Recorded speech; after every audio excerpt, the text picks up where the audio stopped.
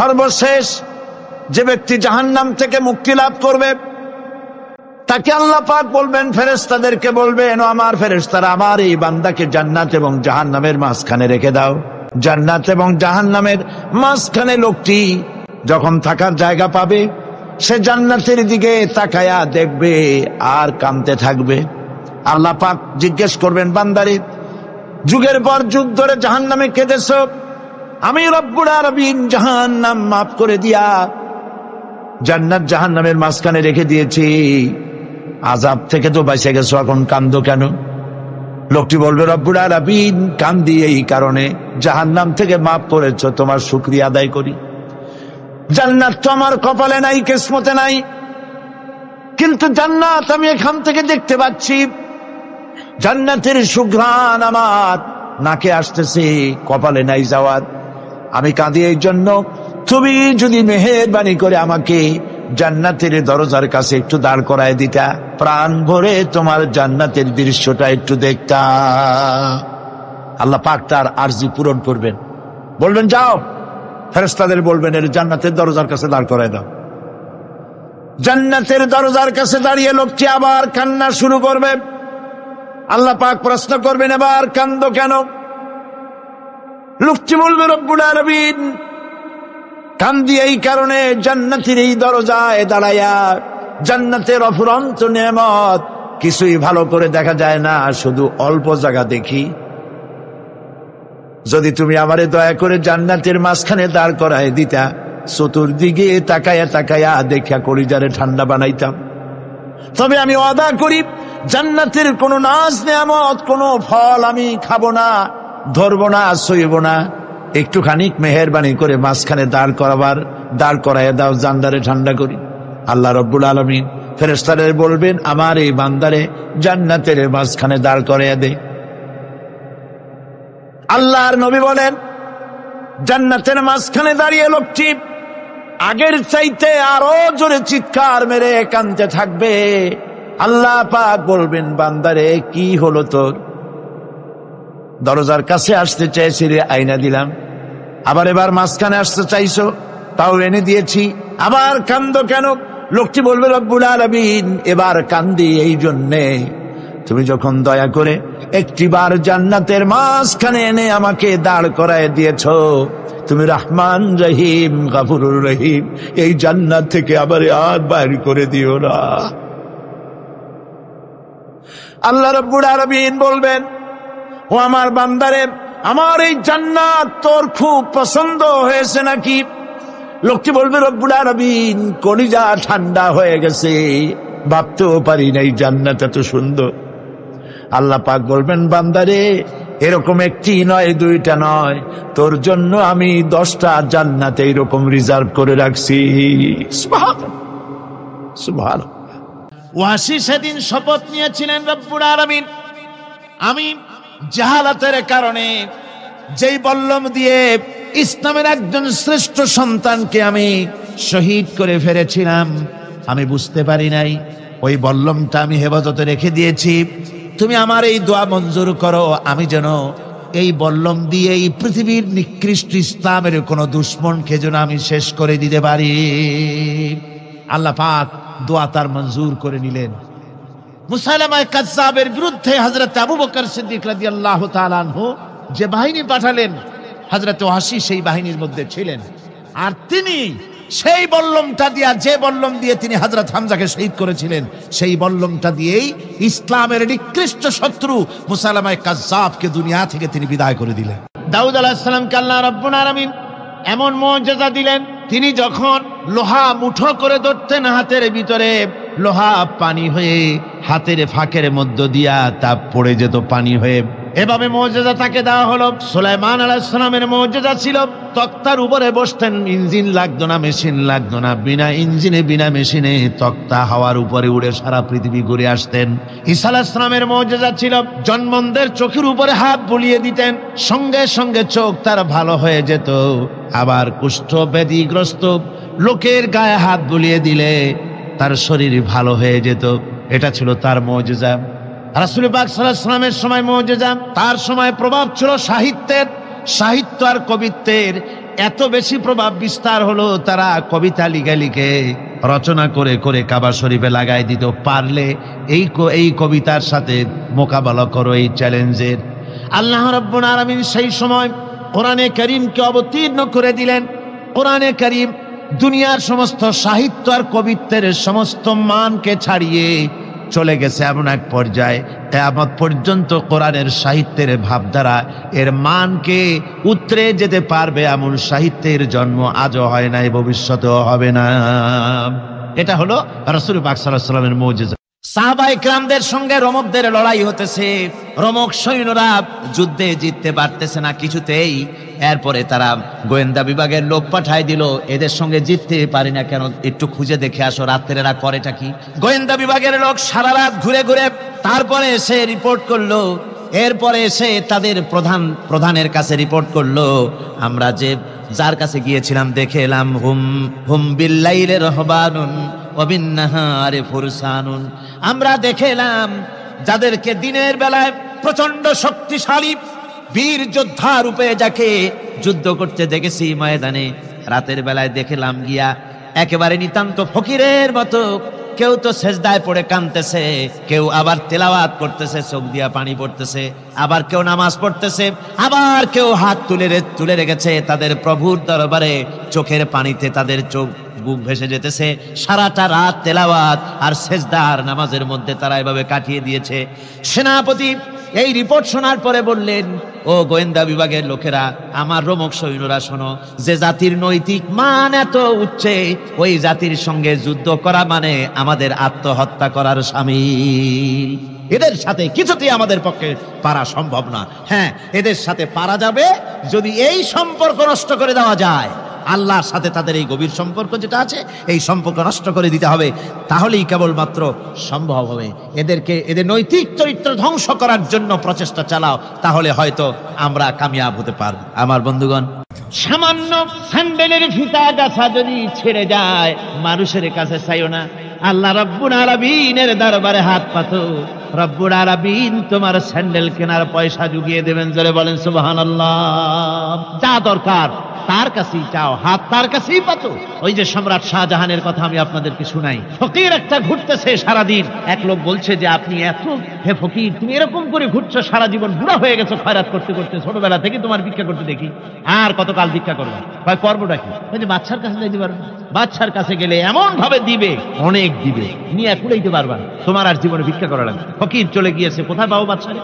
দেখো মসজিদে পাবা। এখন তিনি নামাজ চলে গিয়েছে, সেখানে মসজিদের বারান্দায় দাঁড়ায় দেখে সম্রাট শাহজাহান হাত পেতে মোনাজাত করতেছেন, চোখের থেকে পানি পড়ে দাড়ি ভিজে ভিজে পড়ে। মোনাজাত শেষ করে বাদশা যখন বাইরে নেমেছেন, তখন ফকির তাকে সালাম দিয়ে চলে যান। বাদশা বলছেন, তুমি আমাকে সালাম দিয়ে চলে যাচ্ছ, তুমি তো ভিক্ষুক, আমার কাছে তো সমস্ত ভিক্ষুকই আমার কাছে চায়, ভিক্ষুক তো ভালো, ধনীরাও আমার কাছে চায়, তুমি ভিক্ষুক মানুষ আমার কাছে তুমি চাইলে না, সালাম দিয়ে চলে যাও। ফকির বলতেছেন, যা পানা, সত্যি কিছু চাইতে এসেছিলাম, কিন্তু আমি আপনাকে দেখার পরে আমার চিন্তার পরিবর্তন হয়ে গেছে।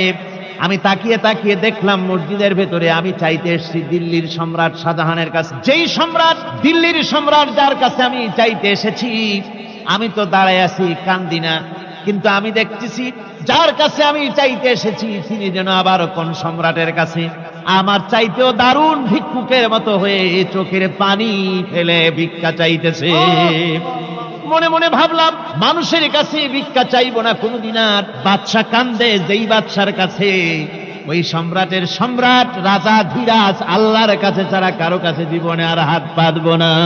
হযরত আবু হুরায়রা রাদিয়াল্লাহু তাআলা আনহু একবার রাসূল করিম সাল্লাল্লাহু আলাইহি ওয়াসাল্লামের দরবারে কাঁদতেছিলেন।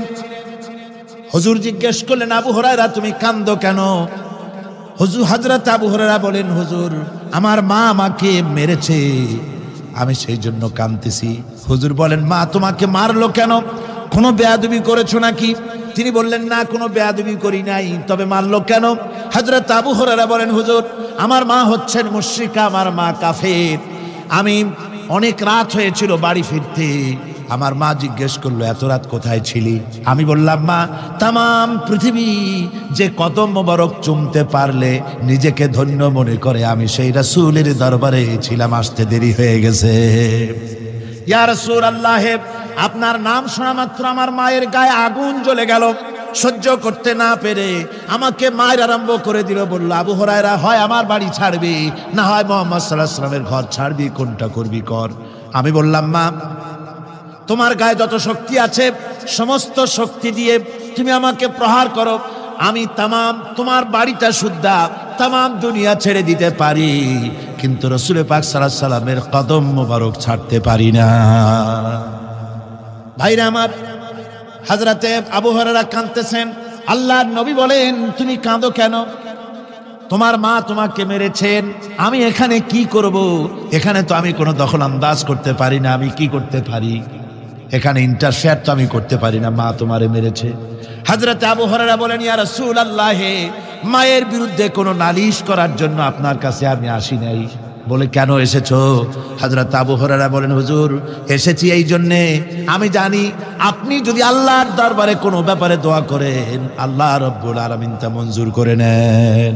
আপনি মেহেরবানি করে আমার মায়ের হেদায়েতের জন্য আল্লাহর কাছে দোয়া করুন। হুজুর সাল্লাল্লাহু আলাইহি ওয়াসাল্লাম দুহাত উঁচু করলেন, বললেন, আল্লাহুম্মা ইহদি উম্মা আবি হুরায়রা, আয় আল্লাহ, আবু হুরায়রার মাকে তুমি হেদায়েত নসিব করে দাও। এই দোয়া রাসূল করতেছেন। হুজুরকে দোয়ার মধ্যে ফেলে রেখে আবু হুরায়রা দৌড় আরম্ভ করেছে বাড়ির দিকে। পেছন থেকে কয়েকজন সাহাবী তারা দৌড়ে গেল। আবু হুরায়রা দৌড়ায় কেন? এত ভদ্র মানুষ, কোন সময় কারোর সাথে রাগারাগি করে না, দৌড়ায় কেন? নিশ্চয়ই কোনো বিপদ বুঝি হয়ে গিয়েছে, পিছন থেকে জামা টেনে ধরেছে। কি হয়েছে, দৌড়াও কেন? হযরতে আবু হুরায়রা বলেন, আমার জামা ছেড়ে দাও, আমাকে দৌড়াতে দাও, আমি দৌড়াইয়া বাড়ি পৌঁছে গিয়ে দেখতে চাই আমি আগে দৌড়ে বাড়িতে গেলাম না নবীজির দোয়া আমার আগে আমার বাড়ি পৌঁছে গেল। কোনটা হলো আমি সেটা দেখতে চাই। হযরত আবু হুরায়রা দৌড়াতে দৌড়াতে ঘরের কাছে গিয়ে নক করেছে। ভিতর থেকে আওয়াজ এলো, কে? কিছুক্ষণ পর মা আমার বেরোলেন, মাথার চুল দিয়ে পানি পড়তেছে, বুড়া মানুষ। মা আমার কাছে এসে বলল, বাবা, তোমাকে মারার পর আমি বড় অনুতপ্ত হয়েছি, মনে মনে অনুশোচনা করেছি, আরে আমার ছেলে তো কোনো খারাপ জায়গায় যায় নাই, কোনো খারাপ মানুষের কাছে যায় নাই, মারলাম কেন? বড় অনুতপ্ত হয়ে গেছি আমি। এই অনুশোচনা করে আমি এইমাত্র গোসল করেছি, আমাকে নিয়ে চলো তুমি বিশ্ব নবী রাসূলুল্লাহর দরবারে। আমার ভাইরা, রাসূল পাক সাল্লাল্লাহু আলাইহি ওয়াসাল্লাম, আল্লাহর নবী এমন এক মহান সত্তা ছিলেন যে তিনি দোয়া আল্লাহর দরবারে হাত উঁচু করতে দেরি আছে, কিন্তু দোয়া কবুল হতে দেরি নাই। কুতুবে সুবহানী শেখ মুহিউদ্দিন আব্দুল কাদের জিলানী রাহমাতুল্লাহ আলাইহি তিনি বলেছেন, মুনাজাত করতে গিয়ে আবেগে বলেছেন, রব্বুল আলামিন, তুমি যদি দয়া করে আমাকে জান্নাত দাও, আর তোমাকে যদি আমি না পাই, তুমি যদি আমার সঙ্গে দেখা না করো, আমারে যদি কথা না বলো, তাহলে এই জান্নাত আমার কোনো লাভ নাই। আর আমাকে যদি জাহান্নাম দিয়ে দাও, আর মাঝে মধ্যে তুমি যদি জিজ্ঞাসা করো মহিউদ্দিন কেমন আছো, তাহলে এই জাহান্নাম আমার জন্য বেহেশত হয়ে যাবে। আয় আল্লাহ, আমি শুধু তোমারই চাই। আল্লাহর নবী বললেন, মহিলা, তুমি অপরাধ করেছো, কিন্তু তোমার গর্ভস্থিত সন্তান তো কোনো অপরাধ করে নাই, সুতরাং তোমার উপরে শরীয়তের হদ জারি করা যাবে না, ডেলিভারি হোক, তারপরে বিচার হবে। মহিলা চলে গেল আফসোস করতে করতে যে আমার বিচার হলো না, যদি এর মধ্যে আমি মরে যাই তাহলে জেনা করেছি, দুনিয়ার শাস্তি তো সহজ, পাথর মেরে উড়িয়ে দেবে, সঙ্গে সার করবে, এটা তো সহজ, কিন্তু কিয়ামতের ওই কঠিন জাহান্নামের আগুনে জ্বলতে পারবো না। মহিলাটি সন্তান ডেলিভারির পরে মহিলা চলে এসেছে রাসূলের কাছে, হুজুর, এই সে আমার বাচ্চা ডেলিভারি হয়েছে, আপনি মেহেরবানি করে আমার উপরে হদ জারি করেন, শাস্তি দেন। আল্লাহর নবী বলেন, মহিলা, তুমি অপরাধ করেছো, কিন্তু তোমার সন্তানের হক আছে, তোমার বুকের দুধ 2.5 বছর পর্যন্ত সে পান করবে, আমি তার হক নষ্ট করতে পারি না। মহিলা আবার চলে গেল কাঁদতে কাঁদতে, যদি এর মধ্যে মরে যায়, 2.5 বছর যেতে পারে নাই, তার আগেই মহিলা ওই বাচ্চাটাকে কোলে নিয়ে হাতে একটা রুটি দিয়া হুজুরের কাছে আসছে। কত পেরেশানি দেখেন। মহিলা এসে বলেন, ইয়া রাসূলুল্লাহ, আমার এই বাচ্চা এখন দুধ ছেড়ে দিয়েছে, সে রুটি খাইতে পারে, হুজুর আর দেরি করবেন না, এই শাস্তি না নিয়ে যদি মরে যায়, জাহান্নামের কঠিন আযাব আমি ভোগ করতে পারবো না। আল্লাহর নবী ওই মহিলাকে অর্ডার দিয়া দিলেন, একে বুক পর্যন্ত মাটির মধ্যে গেড়ে দিয়া চতুর্দিক থেকে পাথর নিক্ষেপ করো।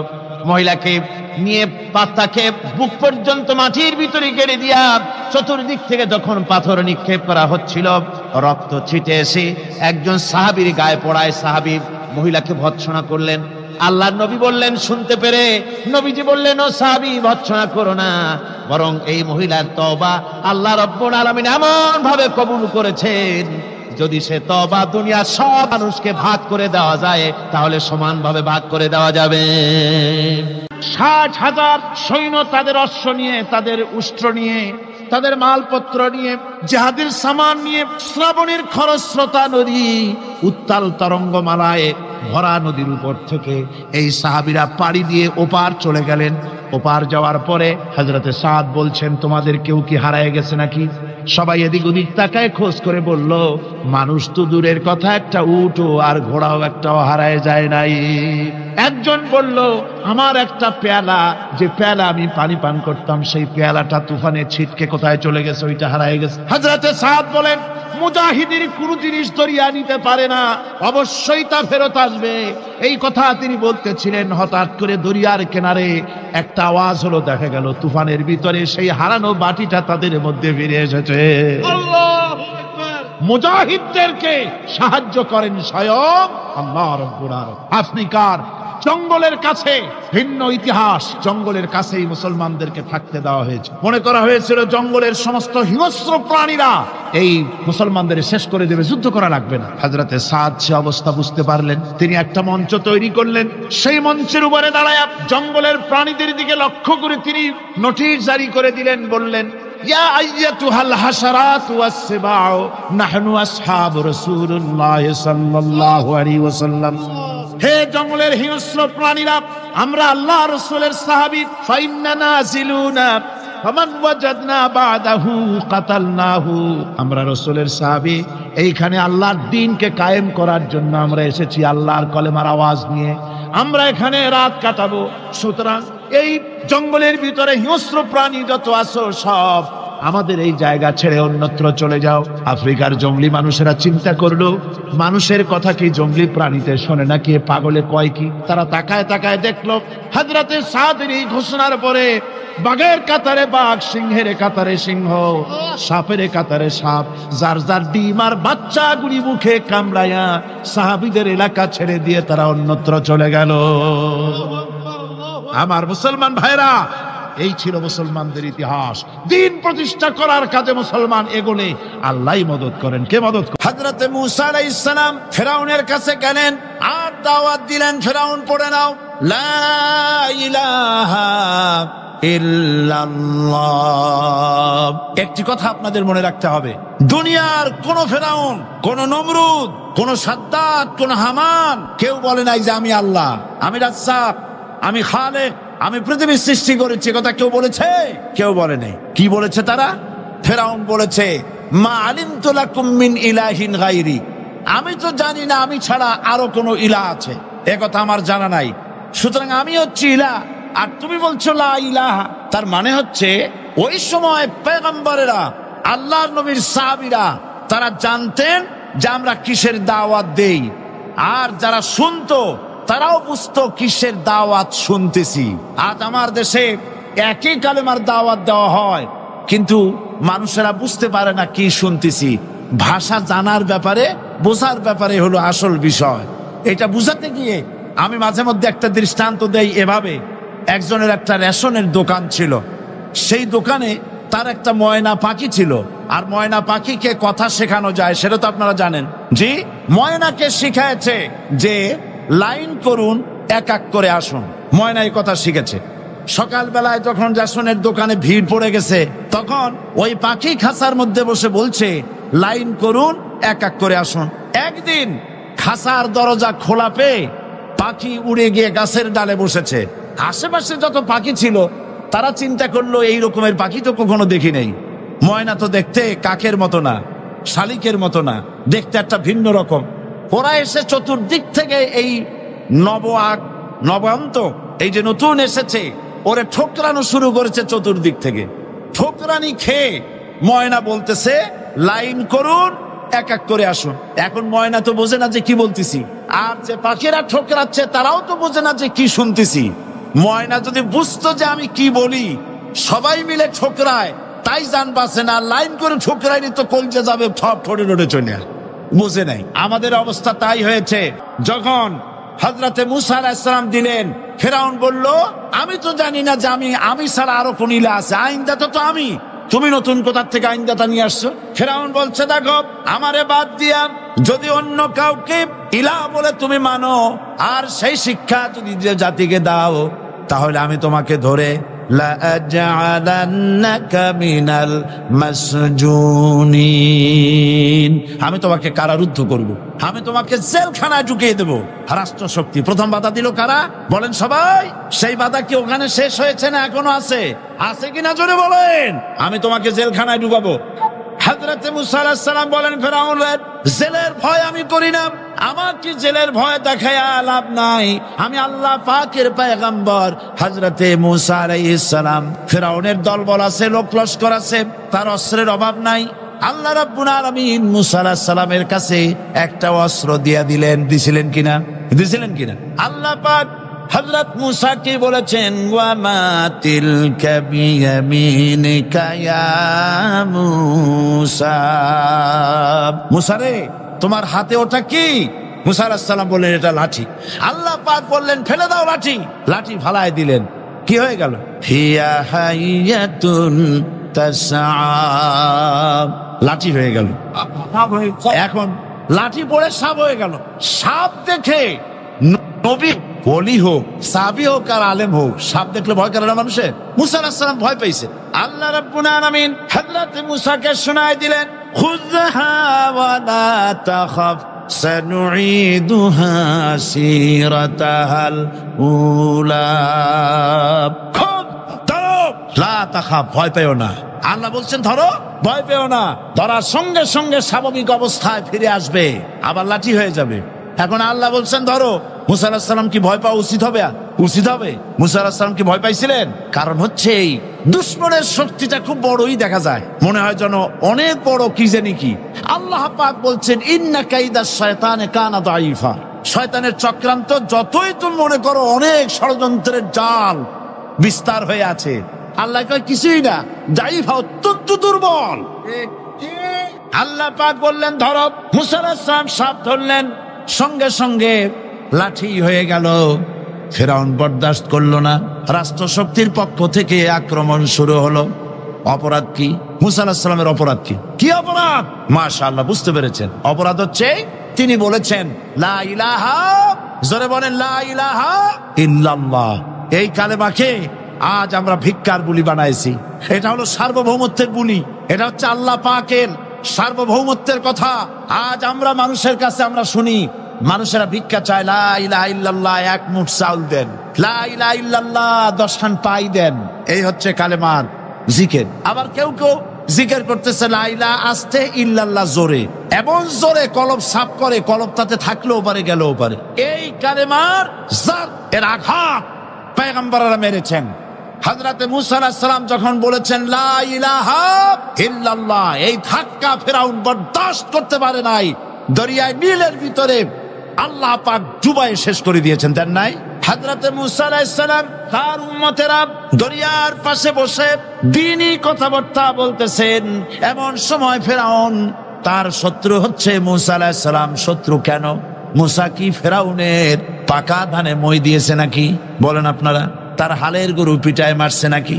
অপরাধ হলো তিনি আল্লাহর জমিনে আল্লাহর আইন প্রতিষ্ঠার কথা বলেছেন। এই শুধুমাত্র এই অপরাধে ফিরআউন তার দলবল নিয়ে 3 দিক থেকে আক্রমণ করেছে। মুসা আলাইহিস সালামের উম্মতেরা ভয় পেয়ে গেছেন। তারা বলছেন ইন্না লামুদরাকুন, আমরা পাকড়াও হয়ে গেছি। 3 দিকে সাঁড়াশি আক্রমণ, 3 দিকে শত্রু, একদিকে দরিয়া, পালাবার রাস্তা আছে? হযরত মুসা আলাইহিস সালাম ভয় পেয়ে গেলেন, সারেন্ডার করলেন না। হযরত মুসা আলাইহিস সালাম বললেন, কাল্লা, কখনো নয়, ভয় পাওয়ার কোনো কারণ নাই। রব্বি সায়াহদিন, অবশ্যই আমার রব আমার জন্য রাস্তা করে দিবেন, ভয় পাইও না, আমার রব রাস্তা করে দিবেন। আল্লাহ রাব্বুল আলামিন হযরত মুসা আলাইহিস সালামকে অর্ডার করলেন, হাতের লাঠি দিয়া দরিয়ার উপরে আঘাত করো। হযরতে মুসা আলাইহিস সালাম দরিয়ার উপর আঘাত করলেন। রাস্তা ছিল দরকার একটার, এক বাড়িতে আল্লাহর হুকুমে লাঠি দিয়ে একটি আঘাত করার সঙ্গে সঙ্গে হযরত মুসার তার সঙ্গীর সাথে দরিয়া পার হওয়ার জন্য দরিয়ার মধ্যে দিয়ে আল্লাহ 12টা রাস্তা পয়দা করে দিলেন। সে আল্লাহ আছে না নাই? এত আসতে বলেন কেন? ভয় পাওয়ার কারণ আছে। রাষ্ট্র শক্তি বাধা দিয়েছে সমস্ত নবীদেরকে। কেন? নবীদের চরিত্র খারাপ? জোরে বলেন, নবীদের চরিত্র খারাপ? নবীদের চাইতে মাসুম বেগুনাহ উন্নত চরিত্রের মানুষ আল্লাহর আকাশের নিচের জমিনের উপরে আর হয় নাই। তোমরা যে সব নেতাদের পিছনে দৌড়াও, অমুকের সৈনিক, নেতা নেতা করে মরো, এইসব নেতা যাদের পিছনে দৌড়াও, এই নেতাগুলি, আমি জিজ্ঞেস করি আপনাদেরকে, এই নেতাগুলি জীবনে একবারও জেনা করে নাই? এ ব্যাপারে অনুসারীরা আপনারা কি নিশ্চিত? মিথ্যা কথা জীবনেও কয় নাই, প্রতারণা করে নাই, ঠাট্টা করে নাই, বিদ্রুপ করে নাই, মদ খায় নাই, মানুষ হত্যা করে নাই। কিসের নেতা? নেতা হচ্ছেন সেই ব্যক্তি যিনি বলেছেন, ও আমার স্ত্রীরা, ও আমার সাহাবীরা, রাতের আধারে আমার মধ্যে যা আচরণ দেখতে পাও, দিনের আলোতে আমার মধ্যে যা দেখতে পাও, সবগুলি খুলে খুলে মানুষের কাছে বলে দাও। তার নাম বিশ্বনবী মুহাম্মদ রাসূলুল্লাহ সাল্লাল্লাহু আলাইহি ওয়াসাল্লাম। হযরত মুসা আলাইহিস সালাম বলেন, ফেরাউনের জেলের ভয় আমি করি না, আমাকে জেলের ভয় দেখায়া লাভ নাই, আমি আল্লাহ পাকের পয়গম্বর। হযরত মুসা আলাইহিস সালাম, ফেরাউনের দলবল আছে, লোক লস্কর আছে, তার অস্ত্রের অভাব নাই। আল্লাহ রাব্বুল আলামিন মুসা আলাইহিস সালামের কাছে একটা অস্ত্র দিয়া দিলেন। দিছিলেন কিনা? দিছিলেন কিনা? আল্লাহ পাক হযরত মুসাকে বলেছেন, ওয়া মা তিলকা বিয়ামিনিকা ইয়া মুসা। মুসা রে, তোমার হাতে ওটা কি? মুসা আলাইহিস সালাম বললেন, এটা লাঠি। আল্লাহ পাক বললেন, ফেলে দাও লাঠি। লাঠি ফালায় দিলেন। কি হয়ে গেল? হিয়া হাইয়াতুন তাসআ, লাঠি হয়ে গেল। এখন লাঠি পড়ে সাপ হয়ে গেল। সাপ দেখে নবী, ওলি হোক, সাহাবী হোক আর আলেম হোক, সাপ দেখলে ভয় করে না মানুষের? মুসা আলাইহিস সালাম ভয় পেয়েছে। আল্লাহ রাব্বুল আলামিন হযরত মুসাকে শোনায় দিলেন, খুযহা ওয়া লা তাখাফ সানুঈদুহা সিরাতাহাল উলা। খুব ধরো, লা তাখাফ, ভয় পেও না। আল্লাহ বলছেন ধরো, ভয় পেও না। ধরার সঙ্গে সঙ্গে স্বাভাবিক অবস্থায় ফিরে আসবে, আবার লাঠি হয়ে যাবে। এখন আল্লাহ বলছেন ধরো। মুসা আলাইহিস সালাম কি ভয় পাওয়া উচিত হবে? উচিত হবে। মুসা আলাইহিস সালাম কি ভয় পাইছিলেন? কারণ হচ্ছে এই দুশমনের শক্তিটা খুব বড়ই দেখা যায়, মনে হয় যেন অনেক বড় কি জানি কি। আল্লাহ পাক বলছেন, ইন্না কাইদাশ শায়তানে কানা দাঈফা। শয়তানের চক্রান্ত যতই তুমি মনে করো অনেক ষড়যন্ত্রের জাল বিস্তার হয়ে আছে, আল্লাহ কয় কিছুই না, দাঈফা, অত্যন্ত দুর্বল। আল্লাহ পাক বললেন ধরো। মুসা আলাইহিস সালাম সাপ ধরলেন, সঙ্গে সঙ্গে লাঠি হয়ে গেল। ফেরাউন বরদাস্ত করলো না। রাষ্ট্রশক্তির পক্ষ থেকে আক্রমণ শুরু হলো। অপরাধ কি? মুসা আলাইহিস সালামের অপরাধ কি? কি অপরাধ? মাশাআল্লাহ, বুঝতে পেরেছেন। অপরাধ হচ্ছে তিনি বলেছেন লা ইলাহা, জোরে বলেন লা ইলাহা ইল্লাল্লাহ। আল্লাহ পাককে ভয় করে পৃথিবীর সমস্ত পাপ থেকে যারা নিজেকে রক্ষা করবে, আল্লাহ তাদের জন্য এই জান্নাত রেখে দিয়েছেন। সুবহানাল্লাহ। সেই জান্নাতের রিসিপশন আপনারা আন্দাজ করতে পারবেন না। রিসিপশন কারে কয়? কি এর প্রধানমন্ত্রী আর প্রেসিডেন্ট, 4-5টা পুলিশ আর আর্মি এসে একটা ফট করে সেলুট মারলো, বাস শেষ হয়ে গেল, এরকম না। জান্নাতীদেরকে রিসিপশন দেওয়া হবে।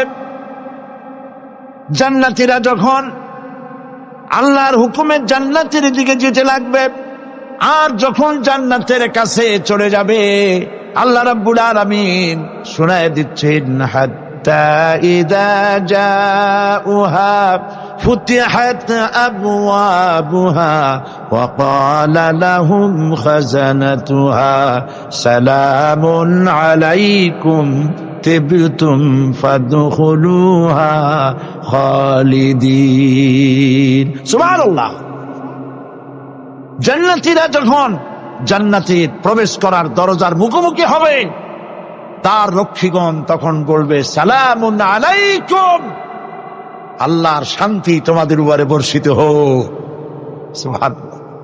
দুনিয়ার টাটকা টাটকা সুখগুলি 2 পা দিয়ে ঠেলে দিয়েছ, টাটকা সুখগুলি গ্রহণ করো নাই, হারাম খাও নাই, আল্লাহর দ্বীন কায়েমের জন্য রক্ত দিয়েছো, জীবন দিয়েছো, কষ্ট করেছো, আল্লাহকে ভয় করেছো।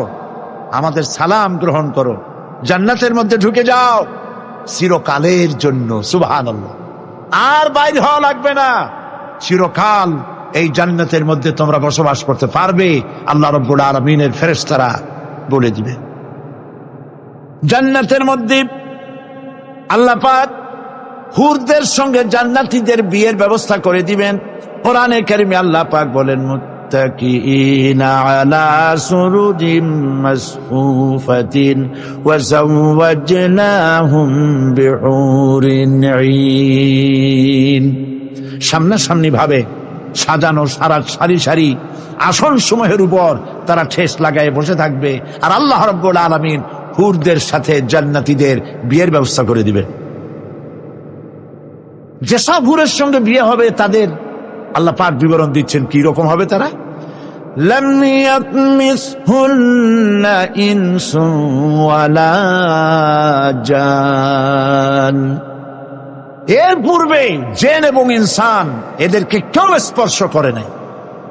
কি রকম তারা?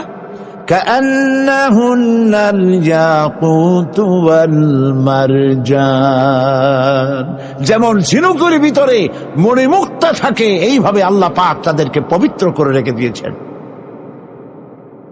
আমার প্রিয় ভাইরা, আল্লাহ রাব্বুল আলামিন কোরআনে কারীমের ভিতরে বলেছেন, ফাবিআইয়ি আলা'i রাব্বিকুমা তুকাযযিবান। জান্নাত দান করে আল্লাহ পাক এবার জান্নাতীদেরকে সম্বোধন করে বলবেন, ইয়া ইবাদি লা খাউফুন আলাইকুমুল ইয়াওমা ওয়ালা আনতুম তাহজানুন। হে আমার বান্দারা, লা খাউফুন আলাইকুমুল ইয়াওম, আজ আর কোনো ভয় নাই। সুবহানাল্লাহ, সুবহানাল্লাহ। আজ আর কোনো ভয় নাই, কোনো চিন্তাও নাই, আরামে এই জান্নাতের মধ্যে বসবাস করো। এরপরে আল্লাহ পাক জিজ্ঞেস করবেন, ও আমার জান্নাতীরা, আমি যেসব ওয়াদা করছিলাম আমার ওয়াদা মোতাবেক সমস্ত নিয়ামত পেয়েছো? তারা বলবে, হ্যাঁ পেয়েছি, সব নিয়ামত আপনার ওয়াদা মোতাবেক সব পেয়েছি। আল্লাহ রাব্বুল আলামিন বলবেন, সব পাও নাই, ওয়ালাদাইনা মাজিদ, আমার কাছে আরো বেশি আছে। সুবহানাল্লাহ, আমার কাছে আরো বেশি আছে। জান্নাতীরা বুঝবে না সে আরো বেশিটা কি, এর থেকে আর বেশি কি। প্রিয় ভাই সব, নবী করিম সাল্লাল্লাহু আলাইহি ওয়াসাল্লাম বলেছেন, জান্নাতের সুখ আর শান্তি কোন চোখ নাই যা দেখেছে, যা কোন অন্তঃকরণ নাই যা কল্পনা করতে পেরেছে। এই জান্নাত মুত্তাকিদের জন্য আল্লাহ রাখছেন। সুবহানাল্লাহ। জান্নাতীরা ভাবতেও পারবে না সেই নিয়ামতগুলি কি। প্রিয় ভাই সব, সেই মুহূর্তে আল্লাহর নবী মুহাম্মদ রাসূলুল্লাহ সাল্লাল্লাহু আলাইহি ওয়াসাল্লাম বলবেন, রব্বুল আলামিন, আমার উম্মতেরা জান্নাতীরা বুঝতে পারে নাই আপনার কাছে কি নিয়ামত আরো বেশি আছে।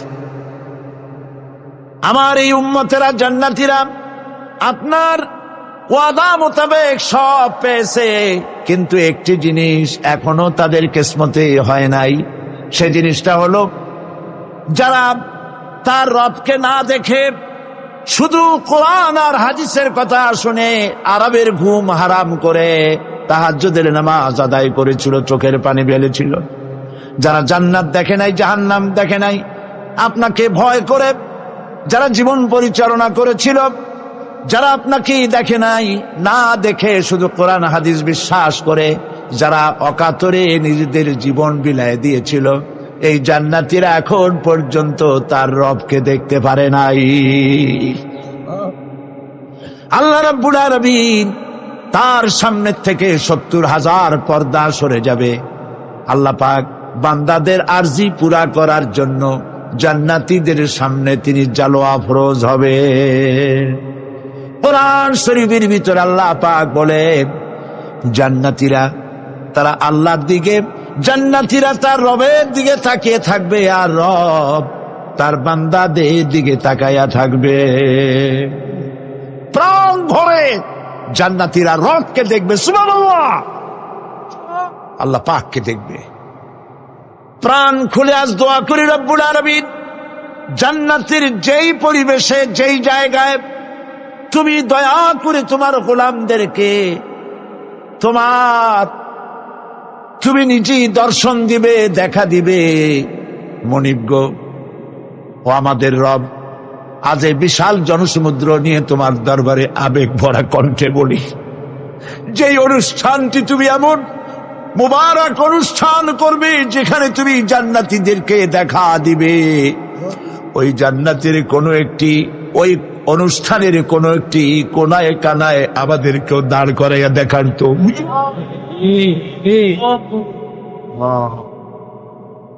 ভাই সব, আল্লাহ রাব্বুল আলামিন মানুষের সামনে এত সব নিয়ামত রেখেছেন, এই জান্নাত দান করবেন। এরপরে আল্লাহ রাব্বুল আলামিন কোরআনে কারীমের মধ্যে বলেছেন, রব্বিস সামাওয়াতি ওয়াল আরদি ওয়া মা বাইনাহুমার রাহমানি লা ইয়ামলিকুনা মিনহু খিতাবা। এসব পুরস্কার রয়েছে তোমাদের সেই রবের পক্ষ থেকে যিনি আকাশ আর জমিনের মালিক। সুবহানাল্লাহ বলবেন না? যার সামনে কথা বলার ক্ষমতা কারো হবে না। এটি একটি মারাত্মক কথা। কিয়ামতের দিন আল্লাহর দরবারে কেউ কথা বলতে পারবে না আল্লাহর নির্দেশ ছাড়া। একটি আকীদা পরিষ্কার করে নিয়ে যান আপনাদের, সে আকীদাটা এভাবে পরিষ্কার করুন, কোন পীর সাহেব, কোন খাজা বাবা, কোন মাওলানা, কোন মুহাদ্দিস, কোন বুজুর্গ আপনাকে সুপারিশ করতে পারবে না যদি না আল্লাহ পাক তাকে কথা বলার তৌফিক না দেন। মনে থাকবে এটা। আয়াতুল কুরসির ভিতরে আমরা পড়ি, মান যাল্লাযী ইয়াশফাউ ইনদাহু ইল্লা বিইজনিহি। আল্লাহ পাক বলেছেন কিয়ামতের দিন আল্লাহর দরবারে কার সাহস আছে কথা বলতে পারে? মান যাল্লাযী ইয়াশফাউ ইনদাহু ইল্লা বিইজনিহি। আল্লাহর অর্ডার ছাড়া, হুকুম ছাড়া আল্লাহর সামনে কথা বলার সেদিন কেউ থাকবে না। সুবহানাল্লাহ। কেউ কথা বলতে পারবে না। সুপারিশ করতে হবে আল্লাহ যারে বলেন তুমি করো, অমুকের জন্য করো, সেই ব্যক্তি শুধু তার জন্যই করতে পারবে, আর কেউ কথা বলতে পারবে না। সেই কঠিন হাসরের ময়দান, যেদিন শুধুমাত্র আল্লাহ পাক কথা বলবেন, আর যারে বলতে বলবেন সেই কেবলমাত্র বলতে পারবে। সুপারিশ এটি আল্লাহ পাক কিয়ামতে পারমিশন দিলে বলা যাবে। হযরত ইব্রাহিম আলাইহিস সালাম কিয়ামতের দিন তার নিজের পিতা সম্পর্কে সুপারিশ করবেন, রব্বুল আলামিন আমার আব্বার জন্য সুপারিশ করতেছি, মেহেরবানি করে জাহান্নাম থেকে তারে আপনি রক্ষা করুন। আল্লাহ রব্বুল আলামিন বলবেন, ইব্রাহিম তোমার সুপারিশ মঞ্জুর হবে না। প্রিয় ভাই সব, একটু মাথা খাটান, চিন্তা করেন। উলুল আযম পয়গম্বর, জাতির পিতা। কে জাতির পিতা?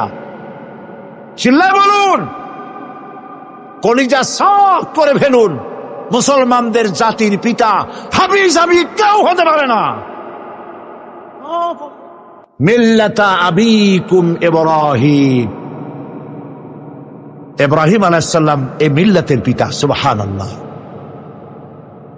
হযরত ইব্রাহিম আলাইহিস সালাম কিয়ামতের দিন বলবেন, আল্লাহ আমার আব্বার জন্য সুপারিশ করছি। আল্লাহ পাক বলবেন মঞ্জুর হবে না। আজর তোমার পিতা হতে পারে, কিন্তু আমার খলিলকে আগুনে ফেলার জন্য নমরুদকে সে সহযোগিতা করেছে, আমি তোমার পিতাকে ক্ষমা করব না। নবী করিম সাল্লাল্লাহু আলাইহি সাল্লামকে সাহাবায়ে কেরাম জিজ্ঞেস করেছেন, হে রাসূল, আপনার আব্বা এবং আম্মার অবস্থা কি হবে? নবী করিম সাল্লাল্লাহু আলাইহি সাল্লাম কেঁদে ফেলেছেন, সব বলেছেন, আমি তাদের কোনো উপকারে আসব না। আল্লাহু আকবার। আপনি মনে করছেন নাকি যে ইয়া নবী সালাম আলাইকা বলি অমনি নবীর সুপারিশ পাবেন? এত সহজ। কতগুলা রসগোল্লা খাইলেন আর বড় একটা মিছিল করলেন, আর অমনি চলে যাবেন। পৃথিবীর সব মানুষ, সাহাবায়ে কেরাম বাদ দেন, পৃথিবীর সমস্ত মানুষ একত্রিত হয়ে আবু তালেব রাসূলুল্লাহকে যে ভালোবেসেছেন, ওর 1000 ভাগের 1 ভাগও সারা দুনিয়ার মানুষ রাসূলুল্লাহকেই ভালোবাসতে পারবে? পারবে? নিজের ছেলে আলীকে, আলী রাদিয়াল্লাহু তাআলা আনহুকে আলাদায় বিছানায় শোয়াইয়া, ছোট্ট মানুষ হযরত আলী আলাদা জায়গায় রাখিয়া মুহাম্মদুর রাসূলুল্লাহ সাল্লাল্লাহু আলাইহি ওয়াসাল্লাম এতিম মানুষ, তারে কলিজার সাথে বুকের মধ্যে আশ্রয় দিয়ে আগলে রেখেছেন বুক পরে। সেই আবু তালেব মৃত্যুর সময় নবী করিম সাল্লাল্লাহু আলাইহি ওয়াসাল্লাম বলেছিলেন, চাচা একটিবার আমার কানে তাওহীদের কালেমা শুনায় দেন। আবু তালেব, তার কিসমতে ছিল না কালেমা। মরে যাওয়ার পর একজন সাহাবী বলেছিলেন, ইয়া রাসূলুল্লাহ, মৃত্যুর সময় আবু তালেবের মুখ আমি নড়তে দেখেছি, তিনি কালেমা পড়েছেন সম্ভবত। রাসূলুল্লাহ সাহেব বলেছেন, আমি শুনি নাই। এত ভালোবাসার পরেও হাদিস শরীফে এসেছে আবু তালেব জাহান্নামে যাবে। কোথায় যাবে? জাহান্নামে। সবচাইতে কম আযাব হবে কার? আবু তালেবের। কম আযাবটা কি? হাদিস শরীফে এসেছে কম আযাব হলো জাহান্নামের আগুন দিয়ে 1 জোড়া জুতা তৈরি করে আবু তালেবের পায়ে পরিয়ে দেওয়া হবে। সেই জাহান্নামের আগুনের তৈরি করা জুতার তাপে আবু তালেবের মাথার ঘিলুগুলো টকবক করে বউ পড়তে লাগবে। এত ভালোবেসে যদি কিয়ামতে উপায় না হয়, আপনি ইয়া নবী সালাম আলাইকা, ইয়া রাসূল সালাম আলাইকা, আর কতগুলা জিলাপি খাইলেন, বড় একটা মিছিল করলেন। প্রিয় ভাই সব, এইসব বিদআত ছাড়ুন, এগুলি সুস্পষ্ট বিদআত। রাসূলুল্লাহকে ভালোবাসবেন, সাহাবীরা যেভাবে ভালোবেসেছেন ওইভাবে ভালোবাসবেন। আল্লাহ রাব্বুল আলামিন বলেন, যালিকাল ইয়াউমুল হক ফামান শাআ আত্তাখাযা ইলা রাব্বিহি মাআবা। এই দিনটি অবশ্যই আসবে, সেদিনটি নিশ্চিতভাবে আসবে। আর এখন যার ইচ্ছা সে তার রবের দিকে অগ্রসর হোক। ইন্না আনজারনাকুম আযাবান করিবান ইয়াওমা ইয়ানজুরুল মার'উ মা কদ্দামাত ইয়াদাহু ওয়া ইয়াকুলুল কাফিরু ইয়া লাইতানি কুনতু তুরাবা। ইন্না আনজারনাকুম আযাবান করিবা, খুব নিকটবর্তী একটি আযাব সম্পর্কে আমি তোমাদেরকে সতর্ক করে দিলাম। কে বলতেছেন? আল্লাহ পাক। লক্ষ্য করুন আল্লাহ কি বলছেন। খুব নিকটবর্তী একটি কঠিন শাস্তি, আযাব, অর্থাৎ কিয়ামত, এ সম্পর্কে আমি তোমাদেরকে সতর্ক করে দিলাম। ইয়াউমা ইয়ানজুরুল মার'উ মা কদ্দামাত ইয়াদা, সেদিন প্রত্যেকটি লোক যা সে পাঠিয়ে দিয়েছিল এখানে, অর্থাৎ যা করেছিল সেগুলি সে দেখতে পাবে। আর তখন ওয়ায়াকুলুল কাফিরু ইয়া লাইতানি কুনতু তুরাবা। সেই কিয়ামতের ময়দানে অবস্থা দেখে কাফেররা বলবে, আহারে, মানুষ না হইয়া যদি মাটি হইয়া যেতাম, যদি মাটি হতাম, যদি মানুষ না হয়ে না জন্মতাম, আজ এই হাসরের ময়দানে এইখানে এই বিচারের মুখোমুখি হতাম না, মাটি হইলে বরং অনেক ভালো হতো। এই পৃথিবীতে আমরা এসেছি, চলে যাব। যাওয়ার আগে এই কোরআন একটি বিশাল জনগোষ্ঠী এমন বানাতে চেয়েছে যে জনগোষ্ঠী এই কোরআন দিয়ে একটি বিশাল সমাজ গড়বে, রাষ্ট্র গড়বে, এমন রাষ্ট্র গড়বে যেই রাষ্ট্রে দুঃখ থাকবে না, অশান্তি থাকবে না, যেখানে সুখ থাকবে, সমৃদ্ধি থাকবে, আর কিয়ামতের দিন আল্লাহর জান্নাতে তারা চলে যাবে। তেমন একটি সমাজ কি আমরা চাই? সবাই বলেন, সেরকম একটি সমাজ কি আমরা চাই? প্রিয় ভাই সব, কিয়ামতের দিন আমরা যেতে চাই জান্নাতে। কোথায় যেতে চাই বলেন? জোরে বলেন। এই জান্নাতে যাওয়ার জন্যে এই জান্নাতে যাওয়ার জন্য দুইটা কাজ করতে হবে। কয়টা কাজ? আল্লাহ রাব্বুল আলামিন বলেন, ফামান কানা ইয়ারজু লিকা রাব্বিহি ফালইয়ামাল আমালান সালিহান ওয়া লা ইউশরিক বিইবাদাতি রাব্বিহি আহাদা।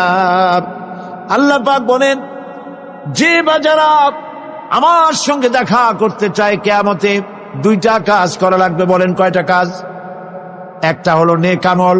কি আমল? বলেন নেক আমল। নেক আমল কারে বলে? নেক আমল করতে হলে আবার দুইটা শর্ত লাগে। এক নম্বরে কাজটা করতে হবে আল্লাহরে খুশি করার জন্য। কারে খুশি করার জন্য?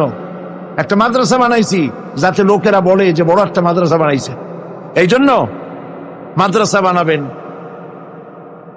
মসজিদ বানাবেন, হসপিটাল বানাবেন, যা কিছু করেন নিয়ত হবে আল্লাহকে খুশি করা। নিয়ত হবে কারে খুশি করা? আল্লাহ পাককে খুশি করা। এই হলো নেক আমলের প্রথম শর্ত। কাজ হবে আল্লাহকে খুশি করার জন্য। দুই নম্বরে কাজটি হতে হবে সুন্নতে নববী সাল্লাল্লাহু আলাইহি ওয়াসাল্লামের উপরে।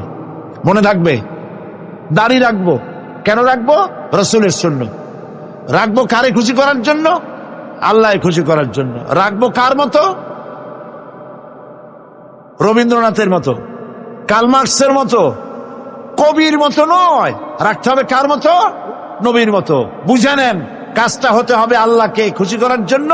দুই নম্বরে কাজটা হতে হবে সুন্নতে নববী সাল্লাল্লাহু আলাইহি ওয়াসাল্লামের উপরে হতে হবে। তাহলে এই হলো এক নম্বর। জান্নাতে যাওয়ার জন্য, আল্লাহর সাথে দেখা করার জন্য এক নম্বরের কাজ হলো নেক আমল। বলেন এক নম্বরের কাজ কি? দুই নম্বরের কাজ ওয়ালা ইউশরিক বিইবাদাতি রাব্বিহি আহাদা। আল্লাহ রাব্বুল আলামিনের ইবাদতের সাথে কাউকে শরীক স্থাপন করা যাবে না। আমরা যারা মুসলমান, অধিকাংশ মুসলমান শিরকের ভিতরে মুবতালা হয়ে আছে। বিশ্বাস করেন কিনা বলেন? কাফেরেরা তো মুশরিক আছেই, ওরা তো মুশরিক আছেই, কিন্তু আমরা মুসলমানেরা আমাদের আমলের মধ্যে, আমাদের অজান্তে সবের নিয়তে অনেক শিরক আমরা করে বসি। নাউজুবিল্লাহ। বলেন নাউজুবিল্লাহ। এই জন্য আমি বারবার সতর্ক করি, নিজেকেও করি, আপনাদেরকেও করি। এই কারণে করি, শিরকের গুনাহ আল্লাহ মাফ করবেন না। ইন্না শিরকা লাযুলমুন আযীম। শিরক মস্ত বড় অপরাধ, জুলম, আল্লাহ মাফ করবেন না। আল্লাহর কাছে কান্দে কান্দে মাপ চাওয়া লাগবে যে আল্লাহ শিরক থেকে আমাকে রক্ষা করো, বাঁচাও। অনেক গোপন শিরক আছে।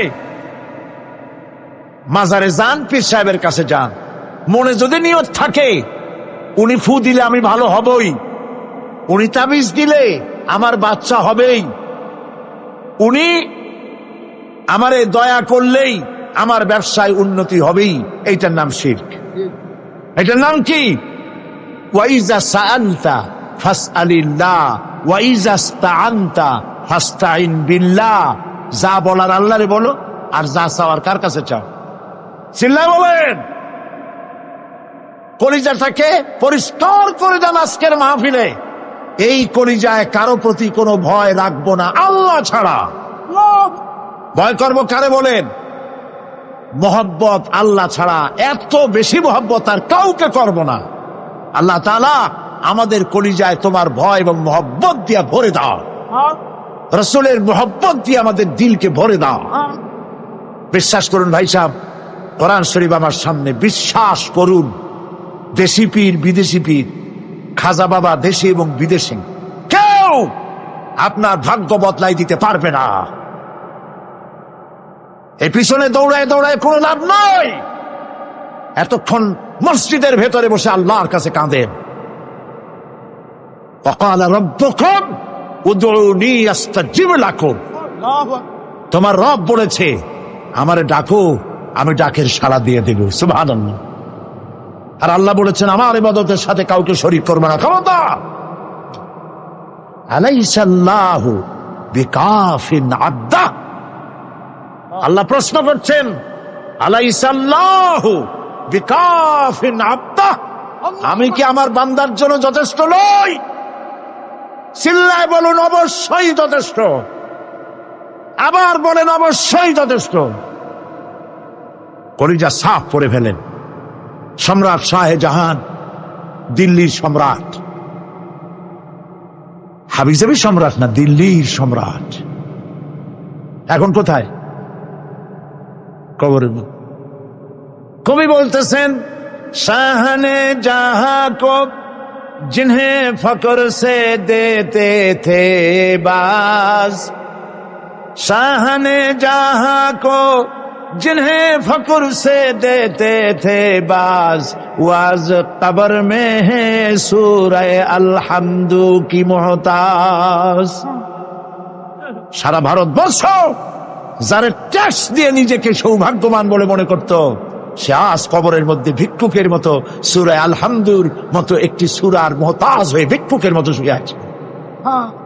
সম্রাট শাহজাহান মসজিদে বসে আছে, এক ফকির ঘুরতেছে। লোকেরা কয়, ছোটবেলা থেকেই তোমার খয়রাত করতে দেখলাম, ভিক্ষা কি জীবনেও যাবে না তোমার? লোকটি বলছে, আমি ভিক্ষা করবো ছাড়া আমার উপায়টা কি? এই লোকটি, আমি ভিক্ষা করা ছাড়া করবো কি? লোকেরা তো আমার 60 টাকা, 50 টাকা, 100 টাকা দেয় না, 4 আনা 5 আনা 1 টাকা এই আমার দেয়, এই দিয়ে আমি বড় লোক হবে কেমন?